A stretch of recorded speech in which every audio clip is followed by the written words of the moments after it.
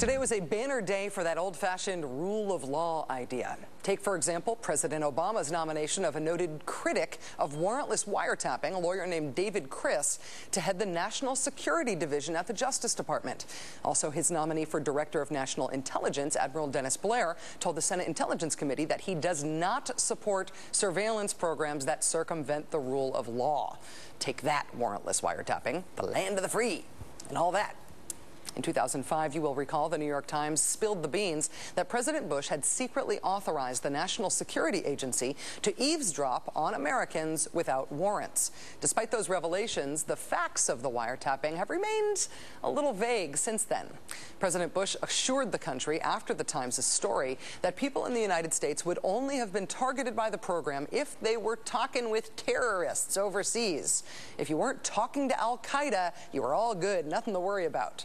The big fat automatic, yeah, right, we all felt when we heard that, was probably deserved, but it went pretty much unsubstantiated until now. Last night and tonight on Countdown here on MSNBC, my colleague Keith Olbermann interviewed a man named Russell Tice, a former analyst with the National Security Agency. Mr. Tice was one of a very small number of people whose security clearance was so high that he could take part in Bush's wiretapping program.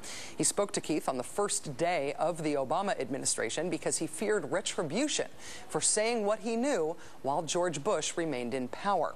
With Bush out of power, Mr. Tice went on Countdown for this exclusive interview, and he blew the whistle loudly with new allegations about how big and how bad this program was.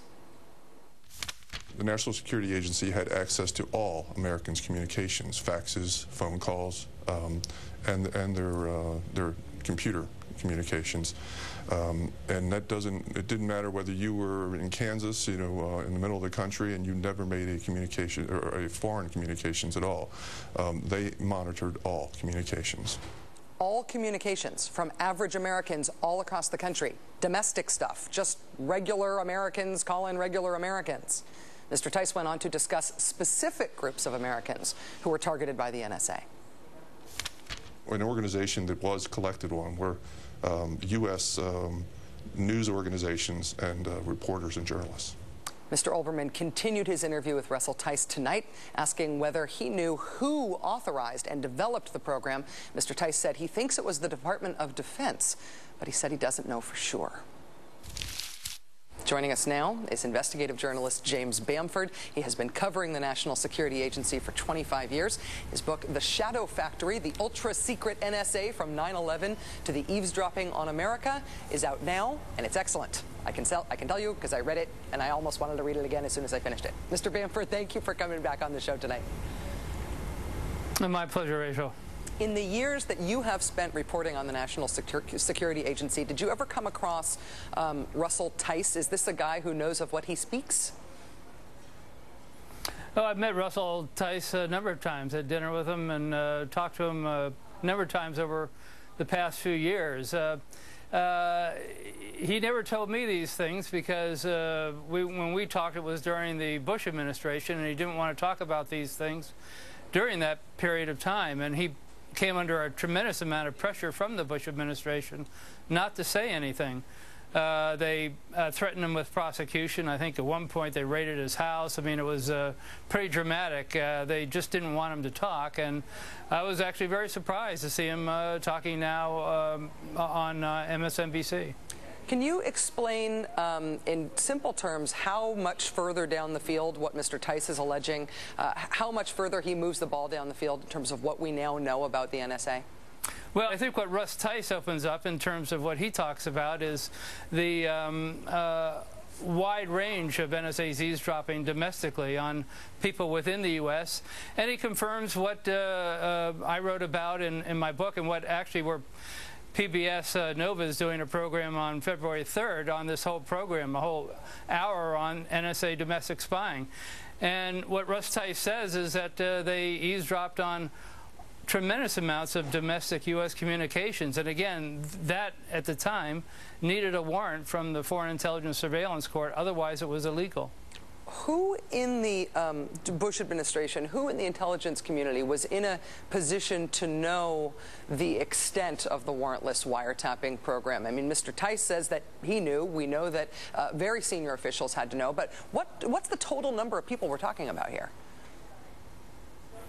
Well, there's two classes of people. The people who were actually doing the eavesdropping, and there were quite a few people that knew about it who actually wore the earphones on and were listening to people do the talking. And then there were the senior officials, and there were a very small number of senior officials. Vice President Cheney and Director of NSA Michael Hayden, the head of the CIA at the time, George Tenet, and a few other very senior intelligence people. But this was the most highly classified, highly secret program in the U.S. government at the time. Does this new round of allegations, does this new, these new allegations from somebody who was in a position to know about the extent of this program, does this add fuel to the fire, to the efforts to bring a prosecution, bring an investigation, criminal investigation into Bush administration officials for illegal wiretapping? Well, it really should, because the Foreign Intelligence Surveillance Act, it's not a civil penalty, it's a criminal penalty. It's a felony. It's 5 years in prison if you violate it. And this was violated for probably 3 or 4 years. Later on, the Congress passed this new law, this new Foreign Intelligence Surveillance Act, that to a large degree sort of legitimized some of what was going on. But for 4 years, this was all going on illegally. And again, there has been no, as far as I can see, no criminal investigation into this activity, which is outrageous, I think. Mr. Bamford, one last question. If there were to be in potential criminal, if there was to be a criminal investigation here, if we were talking about people who might be subject to that 5-year prison term if they were found guilty of violating the FISA law, would that be the actual NSA intercept operators, or would that be the officials who ordered them to do this?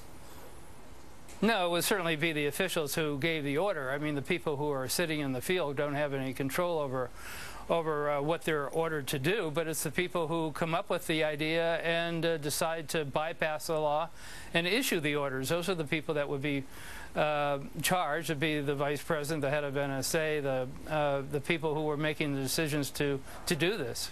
Which might explain why we started hearing about this on day one of the administration that came after the Bush administration. James Bamford, investigative journalist, author of The Shadow Factory, which is about the NSA. Thank you so much for your time tonight, sir.